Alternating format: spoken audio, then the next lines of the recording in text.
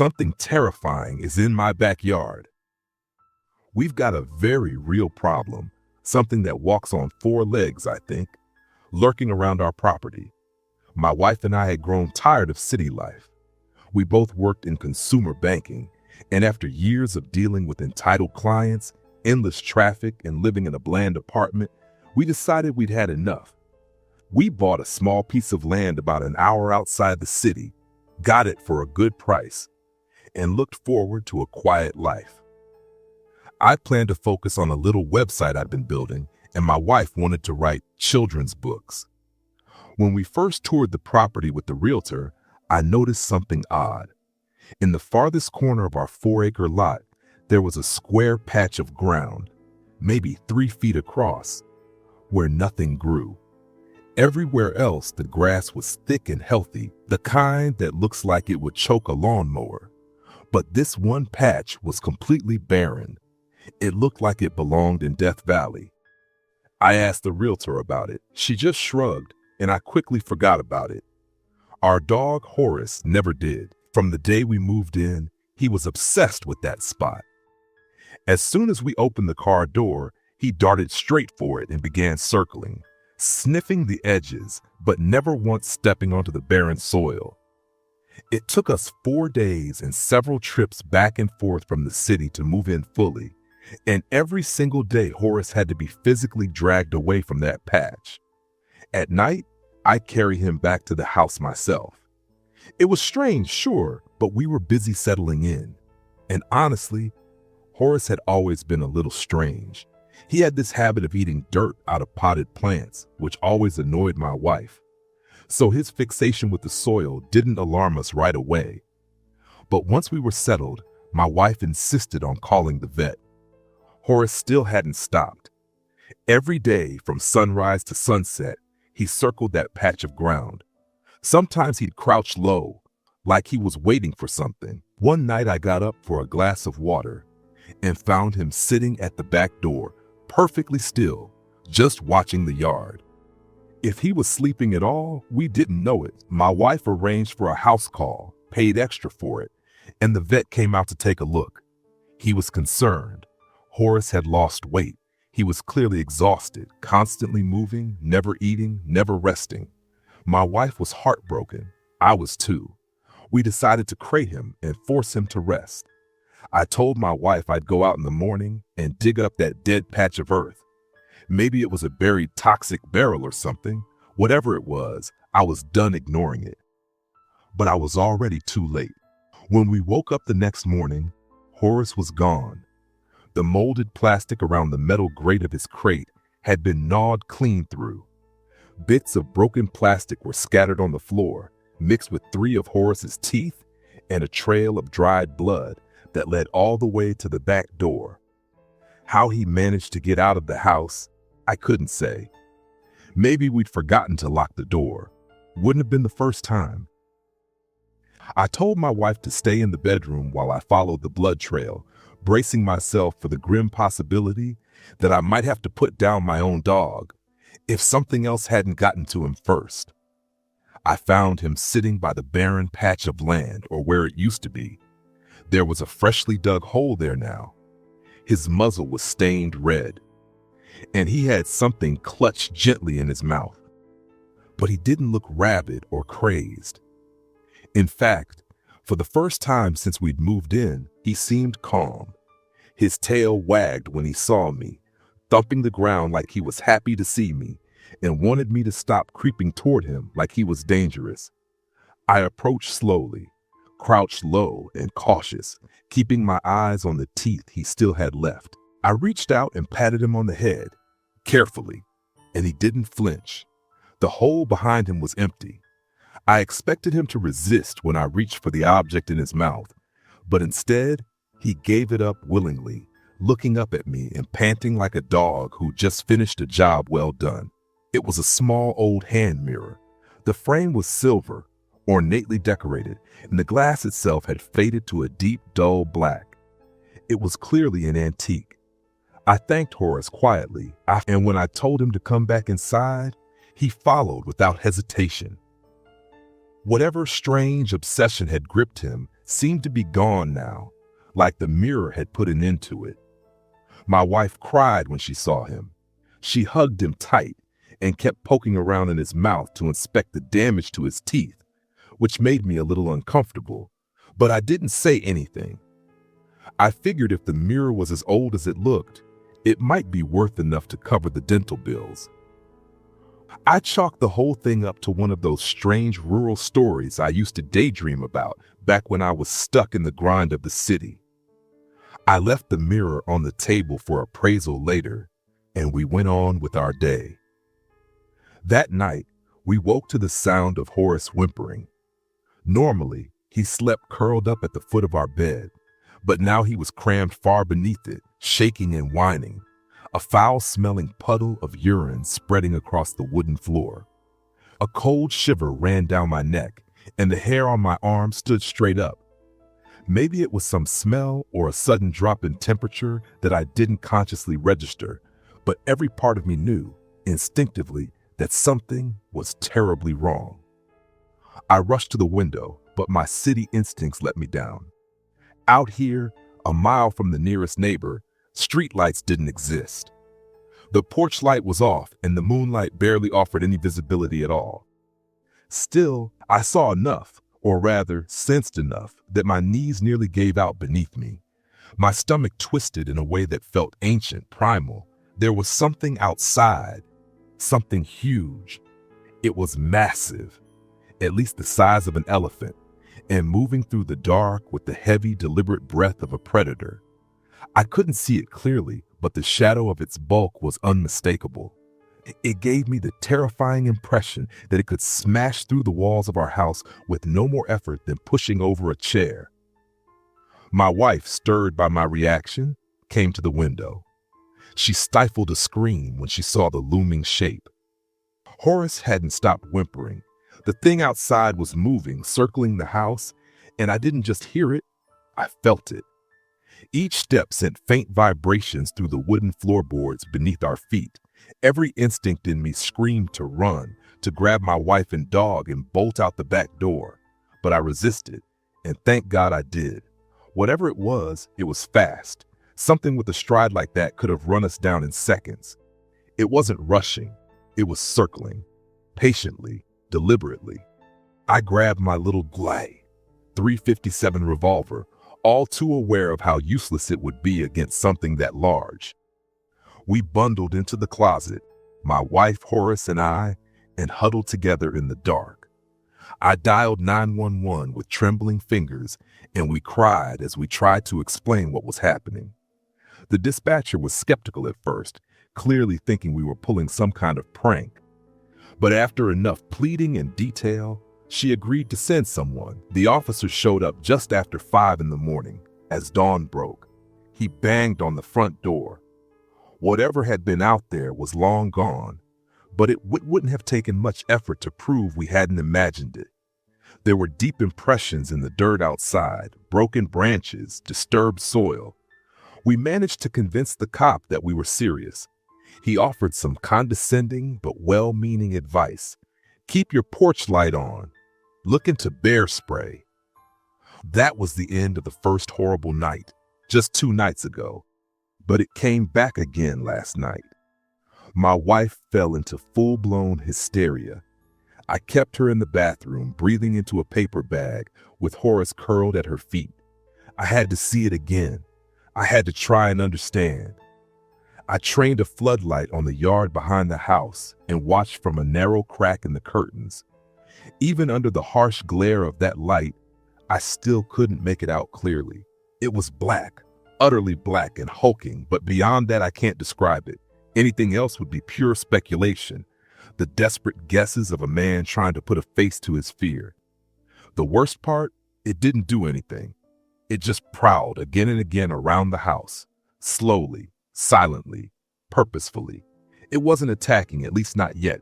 It was waiting for a command, for the right moment. Was it hunting or simply lost? Did it even know we were inside?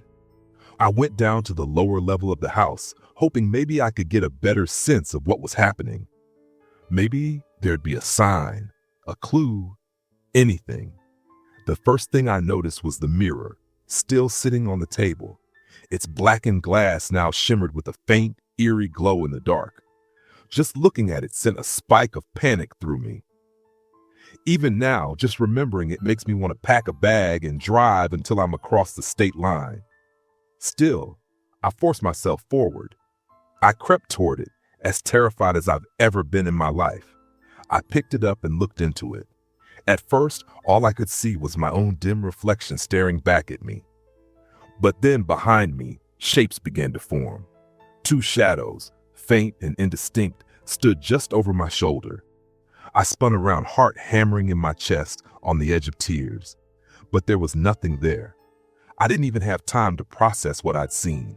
A roar, maybe a bark, shattered the stillness, louder than anything I'd ever heard, as deafening as a jet engine. The entire house rattled with the force of it. My wife screamed. Horace began to howl. I set the mirror down and ran back upstairs.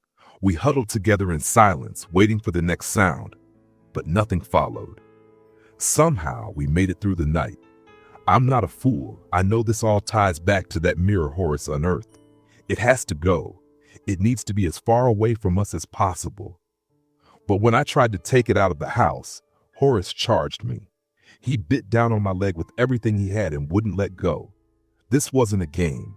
It took a concerted effort, mostly nonviolent thanks to my wife, to pull him off. Afterward, he bolted outside and stationed himself next to the car. Now he won't let me anywhere near it while I'm holding the mirror. Every time I try, he growls, crouches, ready to strike. And my wife, my poor wife, she's slipping. She insists Horace is right, that the mirror has to stay with us. But she's unraveling more and more as the daylight fades, convinced the creature will come back tonight.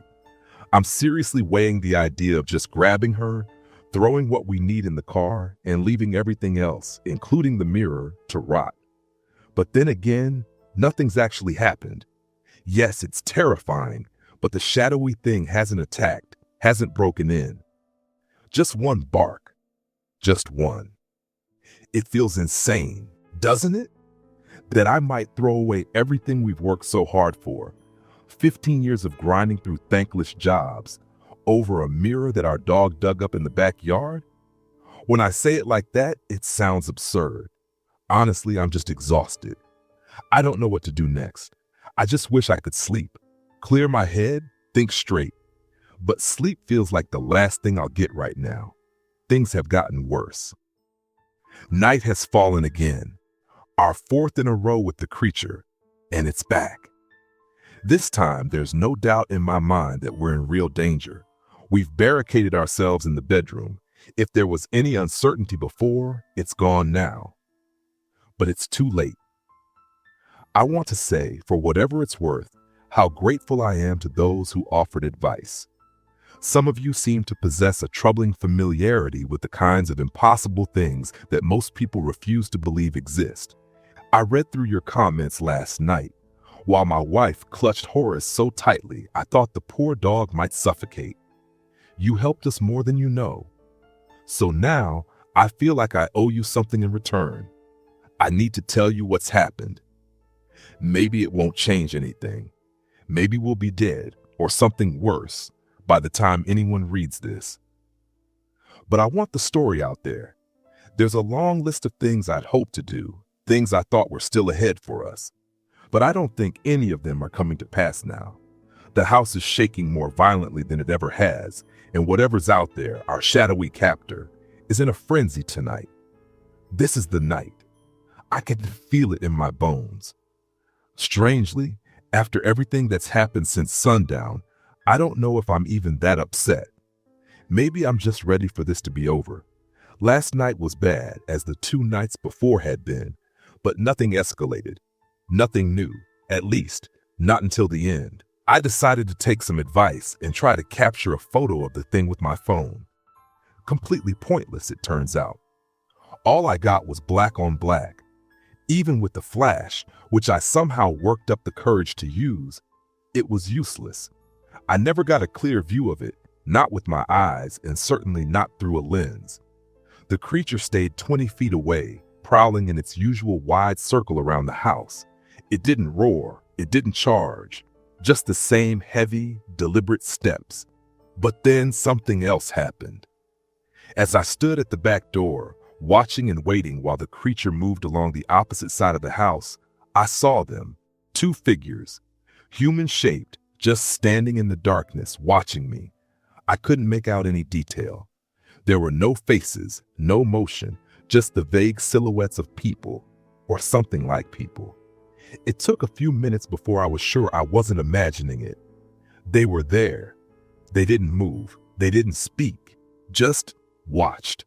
Unlike the beast, these new figures weren't impossibly large. They were human-sized, normal. But somehow that made them more disturbing. The only small blessing. My wife finally slipped into sleep. Real, restful sleep for the first time in 72 hours. I don't know what that means. Maybe it's a sign of the end. Or maybe it's just exhaustion winning out over terror. Either way, the night isn't over. As for me, I poured every bit of table salt we had into a bucket and buried that cursed hand mirror in it. I didn't know if it would help, but I had to try something. Then I began searching frantically for someone, anyone, with knowledge of the paranormal. All the while, I prayed that the things outside would stay there, that they wouldn't try to push their way in before I found help. When morning finally came, all three of our unwelcome visitors, the monstrous beast and the two shadowy figures, vanished with the first light. That's when I called a man who described himself as an expert in psychic and paranormal phenomena. He went by the name the Phenomenal Paranormal Philip Prouse. Ridiculous, I know. But I wasn't exactly drowning in options out here in the sticks. He told me he wouldn't be able to arrive until the afternoon. What choice did I have? Horace sat beside me as I watched over the salt bucket. I reached out and stroked his fur. It was good to feel his warmth. He seemed so exhausted. He's always been such a good dog. I still can't believe he would have chosen this, brought this nightmare upon us, if he'd had any say in the matter. Philip Prouse showed up around 6 that evening, much later than he'd promised. He was a strange man, tall and lanky, dressed in a garish outfit straight out of the 1980s. Neon colors, zebra-striped pants, and a fedora perched atop his head. If he turned up uninvited, I would have sent him packing without a second thought. But we were desperate, and despite the way he looked, he didn't carry himself like a fraud. He seemed genuinely knowledgeable. Surprisingly, he never asked for money, not a dime. That, more than anything, gave me a glimmer of hope. He listened to us patiently as we explained everything, his questions thoughtful, not invasive or dismissive. Then he asked to see the mirror. I fished it out of the salt and set it on the table. He studied it for a long time, saying little. His eyes lingered on the darkened glass, his face expressionless, though his body grew increasingly tense. He commented on the mirror's age. I admitted I didn't know anything about it, and then he turned it over. That's when he spotted something. A symbol etched into the silver backing. It was strange, arcane looking, nothing like the ornate Rococo design that surrounded it. The moment he saw it, I knew it rattled him. The longer he stared, the more obvious his discomfort became. I opened my mouth to speak, but my wife reached out and quietly hushed me. She was watching him closely. Something in his demeanor had changed. Philip tried to keep his composure, but it was slipping. His jaw clenched tightly, his shoulders hunched up toward his ears like a man trying to retreat into himself. After a few more minutes of silent observation, he abruptly set the mirror down, more forcefully than necessary, and stood up. Then he walked across the room, away from it, and began pacing. He said almost nothing through all of this, but when he finally did speak, his voice was barely above a whisper, cold, quiet, and deadly serious. "You said it glows at night?" he asked. My wife answered first. Yes, it did. His eyes flicked toward the doorway, and for a moment I truly thought he was going to run. But I confirmed it myself, and he froze, closing his eyes as if bracing for impact. When I asked what was wrong, his answer came quiet and heavy. We were in possession of something extraordinarily dangerous. No surprise there. He stepped in close, lowering his voice. "Are you renting the house?" he asked, almost pleading. I could see how badly he wanted me to say yes. I shook my head. "No, we bought it outright." "Do you own the land where it was buried?" "Yes," I told him. "It's all ours." He aged in front of me, slumped in a way that made him look 40 years older. Then he said it, not as a question, but as a dreadful, unavoidable truth. "Then you own the mirror." He looked sick just saying it. Philip admitted he had avoided probing the mirror with any kind of psychic energy. He hadn't wanted to risk it. But now, he said, it was absolutely necessary. He sat down, closed his eyes, and for a long while, he didn't move. The room was thick with silence. Then, slowly, he reached out and touched the mirror. Just his fingertips brushed the glass. 3 seconds, maybe.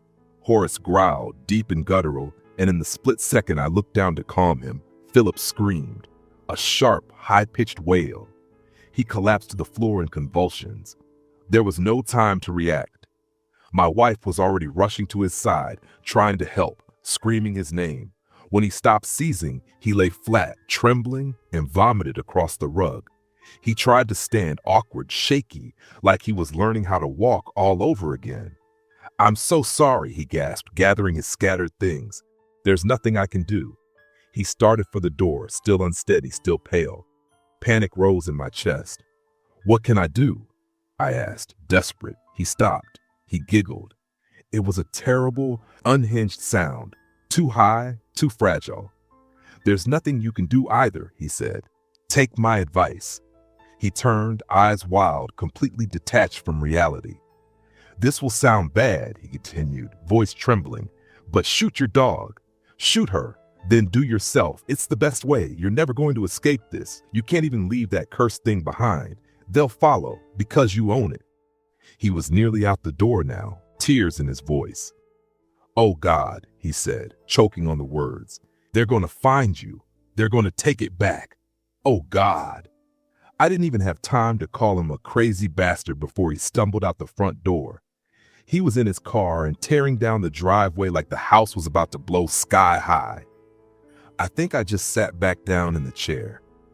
At that point, I was too exhausted, too stunned to fully process what had just happened. A week ago, I would have laughed if someone had told me this story. Laughed like a fool. Now it was my life. My wife had stopped crying. There was something steely in her eyes now, the same look I saw when her mother died, and she had to hold everything together for her younger siblings. She's strong when she needs to be.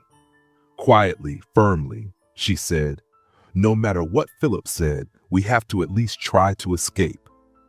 And without waiting for me to reply, she grabbed the cursed mirror and slammed it against the edge of the table with everything she had.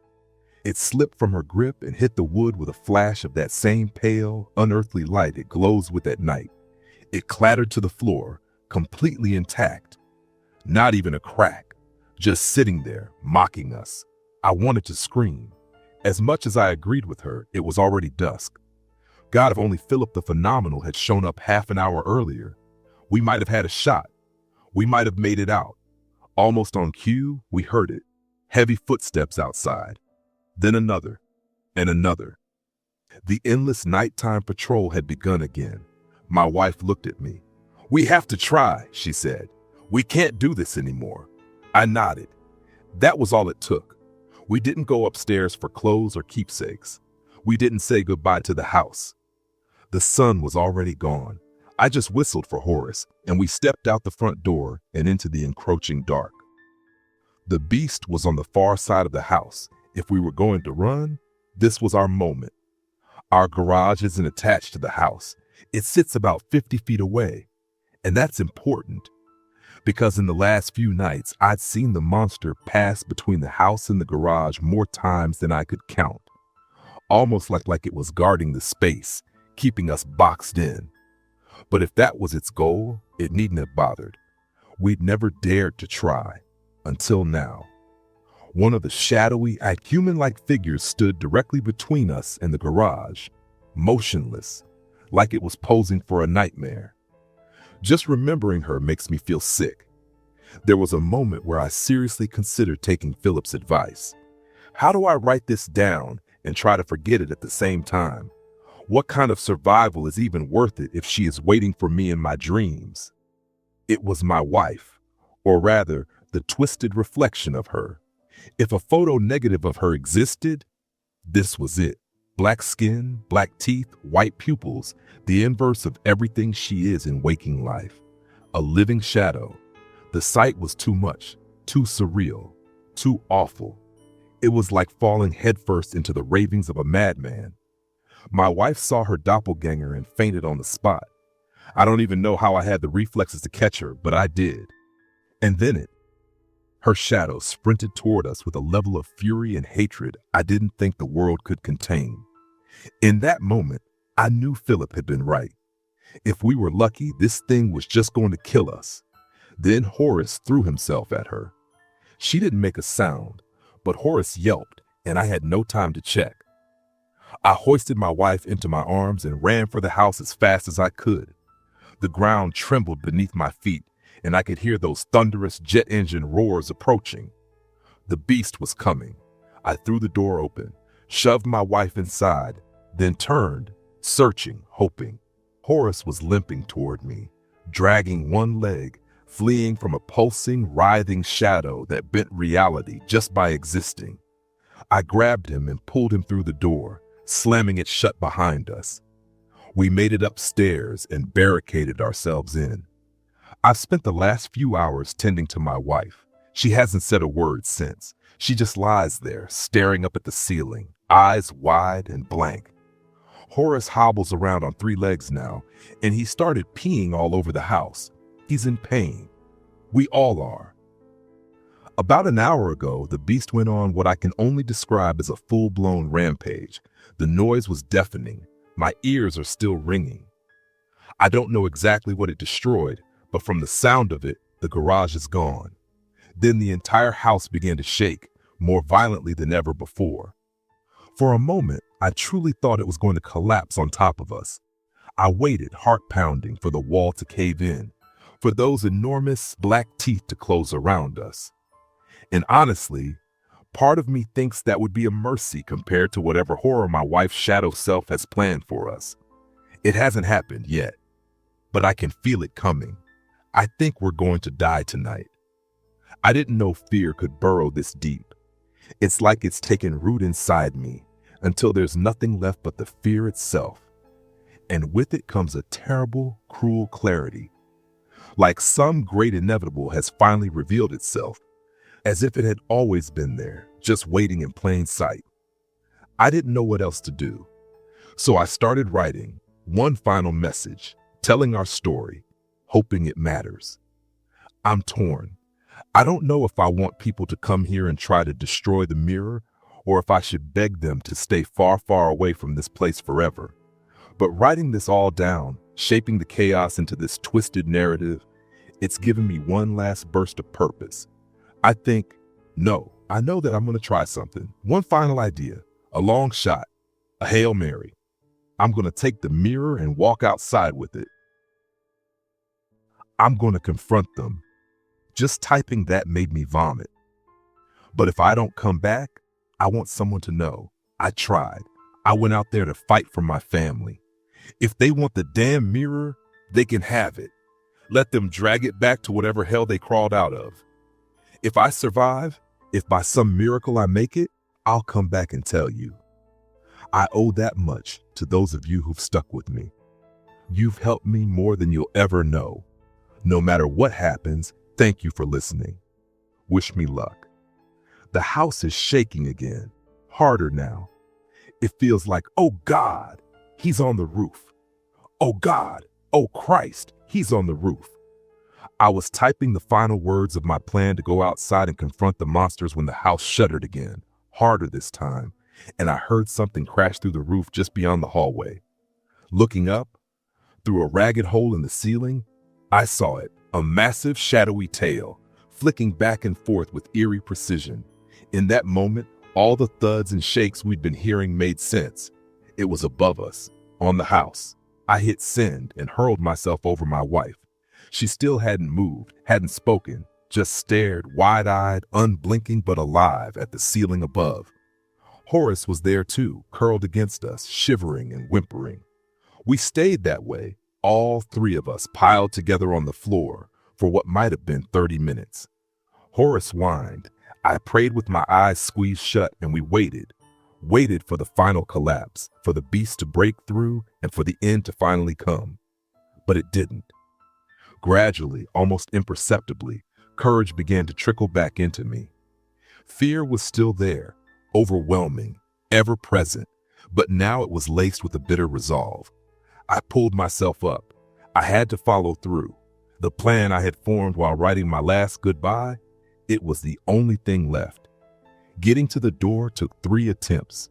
Twice, the weight of sheer terror buckled me, dropped me to the floor.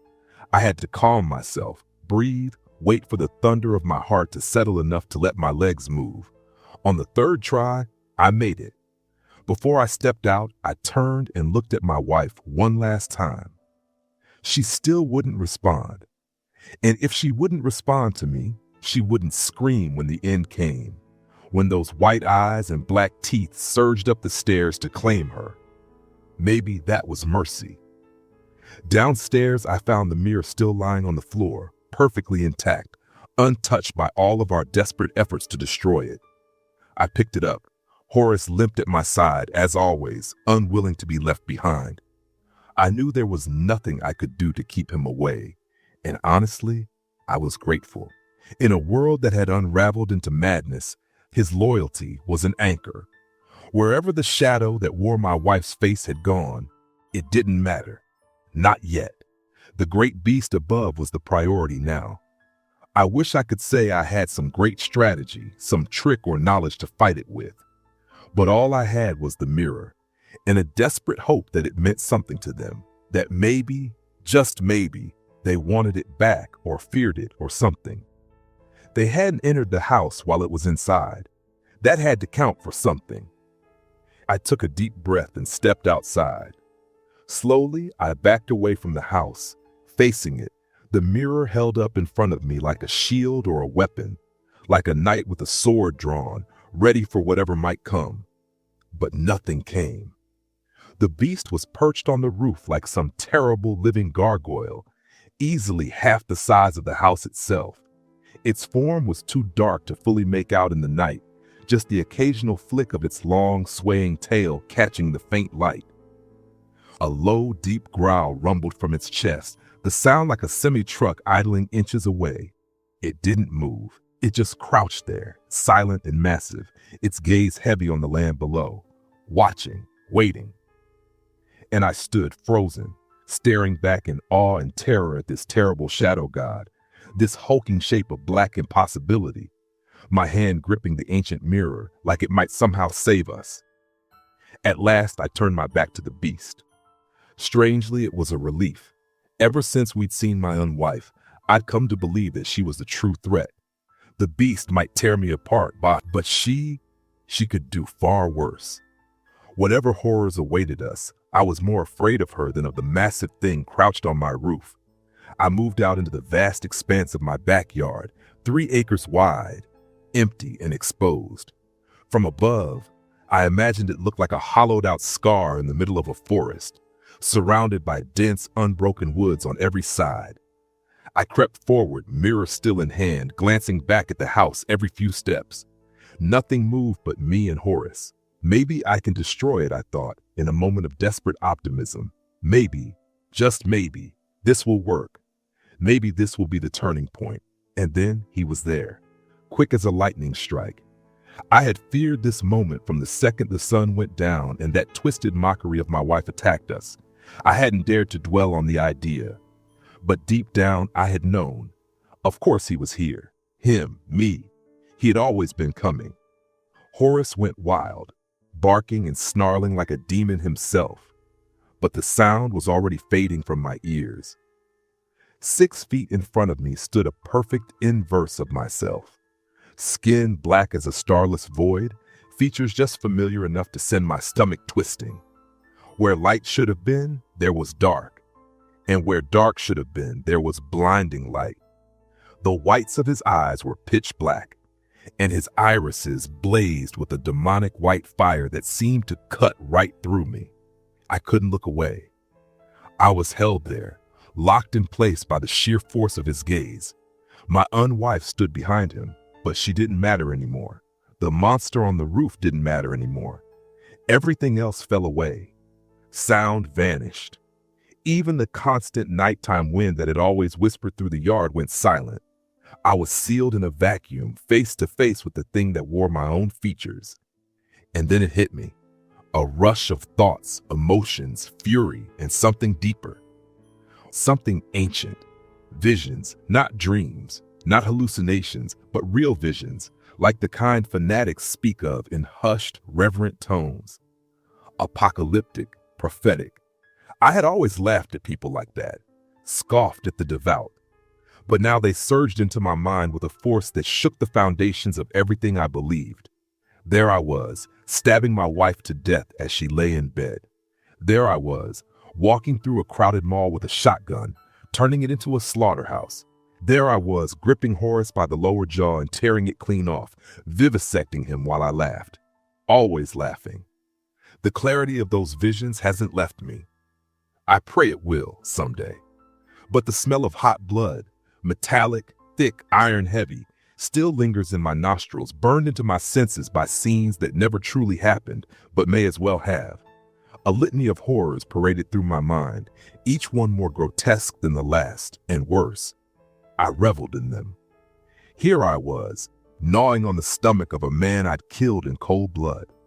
Here I was, dragging a child away into the dark for reasons that still make me sick to contemplate. Here I was, planting a bomb in a stranger's mailbox, crouching low in the weeds, waiting for the exact right moment to press the detonator and vaporize a life, a family. Some small, flickering part of me, the last remnants of myself, screamed in protest. That part of me pounded against the walls of my mind, trying to fight its way out. But I could feel it slipping. I could feel myself slipping. My grip on consciousness, my grip on me, was weakening, dimming. Was this what my wife had experienced before she stopped speaking? I saw myself gouging out her eyes, thought about how delicate they would look hanging from a Christmas tree. And then I smiled. My other self smiled, black teeth gleaming. What a fine day to bathe in smoke and ashes. What a glorious moment to see how much death a single man could pour into the world. After all, something whispered from deep within me, we're all playing on house money. Death is coming. What happened next is a blur, remembered only as if seen through a mirror darkly. Me and my unwife stood in the field, beaming at me, wild, frenzied, and impossibly confident. I could feel my awareness starting to fray, ready to flee whatever was about to happen. Philip had been right. He had been right about everything. Then my double, my monstrous mirror, charged at me, fast and furious, closing the distance like a missile. And for the second time that night, Horace threw himself into the breach. He slammed into the thing that wore my face. I heard a snap, something breaking, and a yelp, sharp and massive, echoing in the dead air around us. I don't know exactly how I ended up sprawled on the ground. Something must have hit me. I remember seeing the mirror lying in the grass, just out of reach. Then I heard it, a massive guttural roar, and the ground quaked beneath me like a fault line giving way. The beast was charging. I rolled onto my side just in time to see it thundering across the open field toward us. And there they were, me and my unwife, tiny in comparison, yet still defiant, standing their ground before the oncoming force of shadow and fury. The beast had its mouth open wide, and it didn't stop. It swallowed the two of them, my doppelganger and his terrible bride, in one motion, a seamless act of annihilation. Then it surged over me and past me, carrying them with it, not slowing, not wavering, as it plunged into the mirror. And in that moment, they began to dissolve. Bit by bit, Piece by piece, they unraveled in a scream that defied understanding, vanishing into the glass. Then silence. The world held still. The breeze returned, light and real once more. And I was alone, lying in a field, a hand mirror by my side. I crawled to Horace. I took his face in my hands and whispered his name, but he was gone. His eyes weren't pained. They didn't show fear. Instead, they were distant, fixed on some faraway place, like he was waiting at the edge of a horizon only he could see. It was the same look I'd seen during that final charge, when he threw himself into darkness to protect me. Even in those eyes, dim and still, there had been intelligence and humor. However darkly it shone, it had been there. And in that moment, I finally understood what the beast had been, what it had done. I gathered him in my arms, along with the mirror, and carried them both back to the house. That night felt endless. Now, my wife is in a psychiatric ward under evaluation. The doctors say her chances for recovery are good, but it's going to be a long road, a hard one. As for me, the memories of what I saw, what I did in those visions, linger like acid on the soul. Sometimes they hit me without warning, and the grief rises so violently that I swear my heart is going to break open and spill something the human body shouldn't be able to hold. There are moments when I wonder if I'm physically trembling, vibrating, and if everyone in the visitor's lounge can see it. The house is ruined, what's left of it anyway. The garage is simply gone. And Horace, God, I miss him. I miss my friend. If I had to make a guess, an uneducated, shaken, and thoroughly traumatized guess, I'd say the mirror somehow manifested the worst parts of ourselves. I don't know where it came from or how it was able to drag our darkness into the world. I only know that it's quiet now, subdued, and we owe that to Horace. The things I saw, the person I became in those visions, they showed me what the very darkest corner of my soul is capable of. It was horrifying. But I'm convinced, now more than ever, that the great shadow beast, the creature we feared, was Horace's mirror image. Shadow Horace. At his absolute worst, Horace was a beast devoted to protecting us. Massive, imposing, terrifying, but loyal to the very end. When I went home this afternoon to grab a change of clothes and try to get some rest, I buried him. Gave him the goodbye he deserved. I placed him in the middle of the backyard, marked the spot, and cried harder than I thought I could.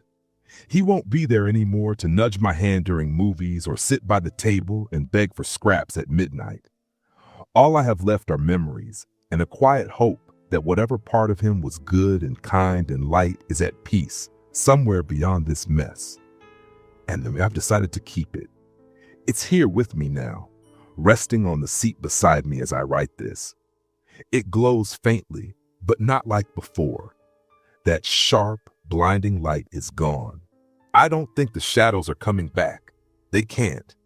Horace is in there with them now, and I know that he'll never let them out.